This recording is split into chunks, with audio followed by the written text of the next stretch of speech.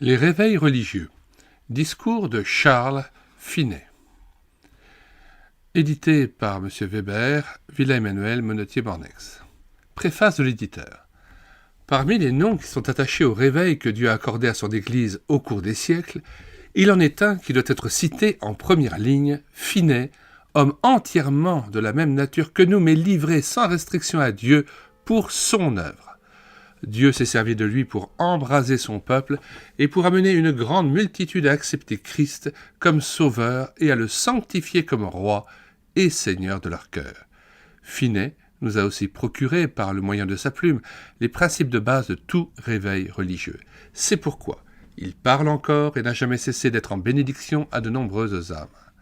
Ces dernières années, avec une force de plus en plus accentuée, la pensée du réveil a repris sa place dans les aspirations, dans la prière et dans le langage des chrétiens attachés aux saintes Écritures. Ici et là, en France comme ailleurs, un feu nouveau s'est allumé. Tel un feu de savane embrasant tout sur son passage et poussé par le vent qui l'emporte, la vision d'un réveil s'est imposée à ceux qui veulent suivre l'agneau partout où il va et se tenir entièrement à sa disposition. Le message de Finet, si viril, si logique et si loin de toute ambiguïté, se présente comme une réponse à ce besoin de réveil dont beaucoup d'enfants de Dieu sont aujourd'hui comme dévorés. En quelques années, la dernière édition des discours de Finet sur les réveils religieux, celle de 1927, a été épuisée. Depuis, on n'a jamais cessé de nous redemander cet ouvrage.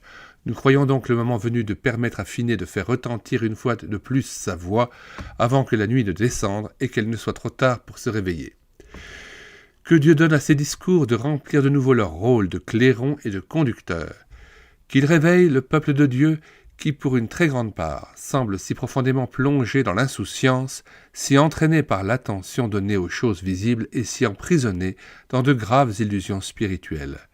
Qu'il l'amène à une telle consécration de sa vie, de son temps, de ses forces, de son travail et de ses biens, à Christ et à son œuvre, que la puissance du Saint-Esprit puisse visiter son peuple, répandre la conviction de péché et la crainte de Dieu, saisir beaucoup de cœurs et préparer ainsi le retour de Jésus-Christ, Monetier-Bornex, le 1er janvier 1951.